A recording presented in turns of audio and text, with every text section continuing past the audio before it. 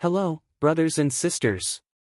Welcome to another daily reflection here on our channel. Today, we will meditate on a passage from the Gospel of Matthew, which teaches us about true piety, prayer, fasting, and almsgiving. How can we live these practices in a genuine way, with our hearts directed toward God and not focused on appearances before men? Stay with us, and let's deepen this message together, which is so important for our Christian life. Before we begin, take a moment to like this video, share it with your friends, and if you haven't subscribed yet, make sure to subscribe to our channel so you don't miss any daily reflections. Gospel of Matthew, chapter 6, verses 1 to 6, verses 16 to 18. Proclamation of the Gospel of Jesus Christ according to Matthew. Glory to you, Lord. At that time, Jesus said to his disciples, "Be careful not to practice your righteousness in front of others just to be seen by them. Otherwise, you will have no reward from your Father who is in heaven. Therefore, when you give alms, do not sound a trumpet before you, as the hypocrites do in the synagogues and in the streets to be praised by men. Truly, I tell you, they have already received their reward. But when you give alms, let not your left hand know what your right hand is doing, so that your alms may be in secret. And your Father, who sees what is done in secret, will reward you. When you pray, do not be like the hypocrites who love to pray standing in the synagogues and on the street corners to be seen by men.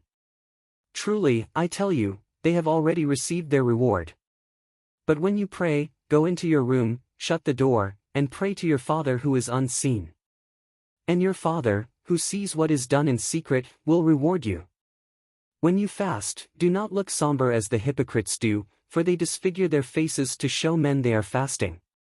Truly, I tell you, they have already received their reward. But when you fast, anoint your head and wash your face, so that it will not be obvious to men that you are fasting, but only to your Father, who is unseen, and your Father, who sees what is done in secret, will reward you." Word of salvation. Glory to you, Lord. Be attentive not to practice your righteousness before men just to be seen by them. Here, righteousness refers to good deeds like fasting, prayer, and almsgiving. Jesus teaches us how we should live these works of piety. What spirit should we have when practicing them? What is the intention behind these actions? These three works of piety, prayer, fasting, and almsgiving, should be essential in our lives. Here are three important points. Rectitude of intention. Every act of piety we perform must have a right intention. God knows the intent behind our actions. If our purpose is not to please God, these works will have no value. We should do everything to glorify God, not to please men. Intimacy with God. Every act of piety should be done in union with God. If our practices of piety do not strengthen our union with Him, they are meaningless. We should seek more intimacy with God with every prayer, fast, and almsgiving we practice. Avoiding ostentation. Jesus teaches us not to practice acts of piety for show. We should not pray, fast, or give charity to boast. The true spirit of piety generates humility. The closer we draw to God, the humbler we should become. I hope this message has touched your heart and helped you reflect on how to live true piety. If you have something to share, please leave a comment below. Let's grow together in faith.